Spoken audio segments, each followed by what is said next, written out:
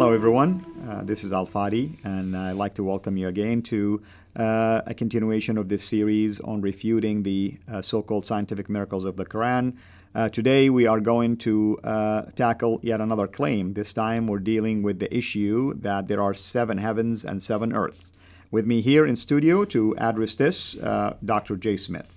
Welcome back. Yeah, this is a curious one, Fadi. I don't know really why Muslims claim that this is scientifically viable.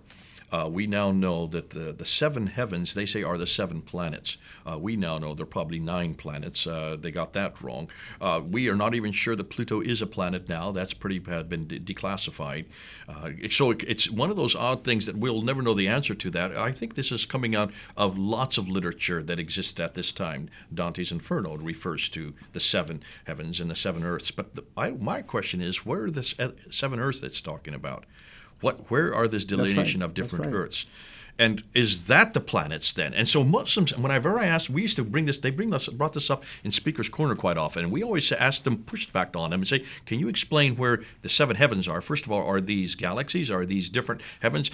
And they would say, well, this is what Muhammad went up to, the 7 heavens. So I say, okay, where are these heavens? Well, they said, well, so that's what they're referring to. It's the 7 heavens that we go to after death. Different layers. Exactly. Moses was in the 5th heaven. Allah is in the 7th heaven, and that's where Allah resides. Interestingly, that's where Muhammad went to, which means Muhammad was face to face with Allah. That's another problem. But that's another claim that he never did that, right? And fascinating. That's the Mi'raj. And ask a Muslim, what's he doing up in heaven next face to face with God if God cannot be face to face with man, according to Islam?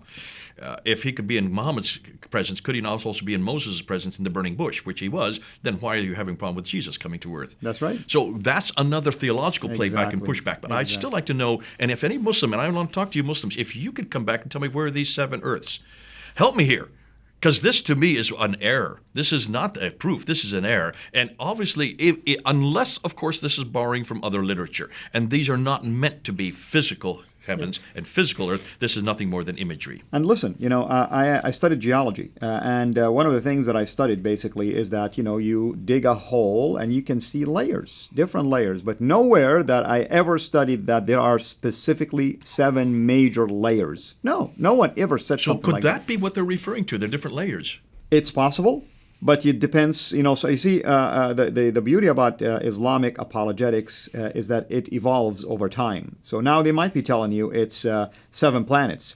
In fact, we have this theory that the reason why Muslims, when they go to Mecca and circle the Kaaba 7 times, it's after these 7 planets that you mentioned. For instance, the sun, the moon, the earth, Mars, Venus, the things that they were able to see, or maybe they adapted from others.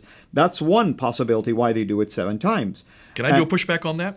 You could, but I mean, an aerial image, by the way, of the Kaaba shows something interesting. It's almost like the Kaaba represents a star in the middle, and then you have like an ark, that I've been there and prayed in. It's called the place of Ishmael. So these are theories. For now, I'm not open really to confirm or deny these things, because even when they call that Allah is the God Moon, I look at it as a theory. I mean, there isn't anything that I can use to support. I want to get a pushback on that, because the number 7 is significant, because you also have the number 7 when the Jamarat, when they throw stones at the Jamarat, they have to do 7 or 49. We know that also why. It's a multiplication of 7. I would suggest that this is nothing more than a borrow from Judaism. Judaism has sanctified the number 7. Possible. And many of the practices are coming out of Judaism. Take a look. And running between the two mountains. The Safa and Miraj, the back and forth, 7 times. Those two situations where Ishmael was, and that's where Hagar went back and forth. And that's part of the Kaaba as well, along those two. So that's also from Judaism. 7 again. So I would suggest this has nothing to do with looking from helicopters. It's all possible. That's why I say all the time, these are theories, and we can really have stronger theories than others. Yeah. I mean, I would agree with you, because it seemed like Muhammad was fascinated by a lot of the Judeo-Christian teachings, specifically. I don't think Muhammad had anything to do with this. Jewish. I mean, let's hypothetically say Muhammad. We know the authors of the Quran, of course. Once again, I am with you that there is so many things that we can definitely point out to refute these arguments that there was a man by the name Muhammad. We know that there is an argument now that if that's the case, how come his name never popped up? No, I'm going to push back on he had anything to do with this book. Man, Don't say that he had anything I'm to do on with board. this book. I am on board with you. But here's another thing I want to say. I point out. Remember the other day we were talking about some of the errors that are found in the Quranic manuscripts and insertions. One of it has to do with the insertion with the seven. So it seemed like there is an adaptation of something of some sort. Isn't that interesting? So we brought up now the 7 heavens and the 7 earths. We brought up the 7 rotations around the Kaaba. We brought up the 7 going from the middle to the Safa back and forth 7 times. We've talked about the stones that you're throwing the stones to the Jambarat 7 times. 7, 7, 7, 7. We're seeing 7 everywhere. And also the variant that had to include and re-include the number 7. And that's at a later date. So it looks like this 7 is borrowed at a later date. We're just now showing that this probably has some historical context. The next time we talk to you all, we'll probably be able to solve where all this 7 comes from.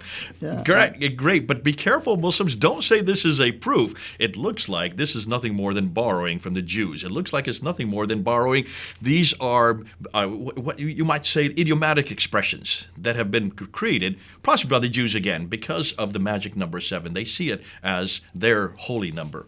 And it looks like the Muslims, notice that the Muslims have started with 3 prayers in the Quran. You only find 3 prayers. They now move to 5 by the time you get to the Hadith.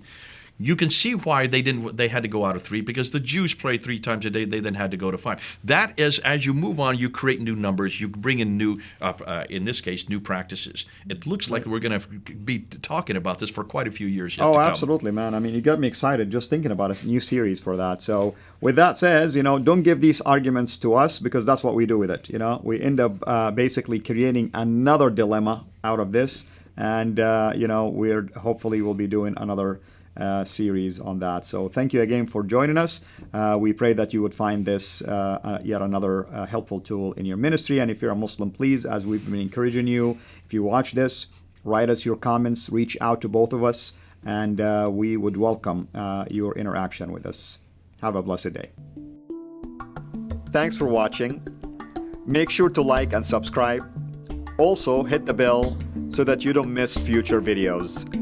And please consider becoming a patron at patreon.com/CIRA International. And together we can introduce Muslims to the gospel of Jesus Christ. Thank you.